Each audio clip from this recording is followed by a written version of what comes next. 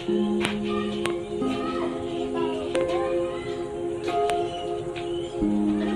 pa rin ba sumasagot? Hindi pa rin sumasagot eh.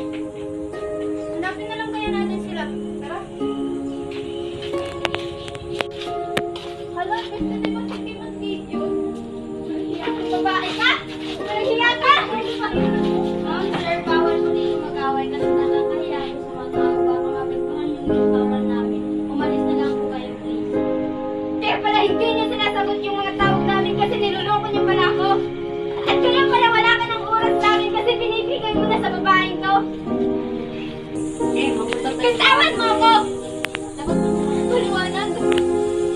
Diyos ko, pagod na pagod ako sa mga paliwanag mo! Sige, tagtan mo ko para mapatawad mo na ako. At para malaman mo kung ano yung mali sa'yo. Dahil hindi lang oras ang binigay mo sa kanya, di ba? Pati puso't kaluluwa mo, Kim! Dahil ba ginawa mo yun para sa isang taong iniisip mo na may tiwala at paniniwala sa'yo? Na kung magkakamali ka man, iniisip mo na pagbibigyan ka niya ng pagkakataong may tama yun. Kung mahal ka niya, na mahalaga ka sa kanya, na iisa yung pangarap niyo, na pareho kayo ng tinatalo ng buhay, di ba? Kailangan mong malaman na kung bakit sa umaga pag-gising mo, biglang nagbago lahat. Bakit wala na siya, ba't mag-isa ka na lang? Kailangan mo ng dahilan, Kim.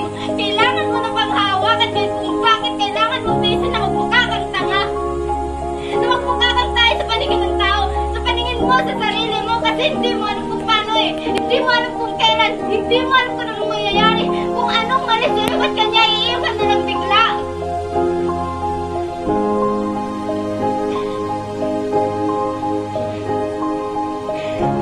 Tumahimik ka, isa ka pa rin mo.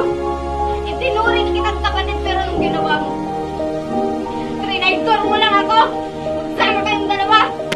Gino, mag-usap tayo ng Wala na tayong dapat pag-usapan pa, Kim! Tapos na tayo! At anong karapatan mong hingi ng isang bagay na basta mo lang sa kanya ibinigay? I deserve an explanation! Maghiwalay na tayo, Kim!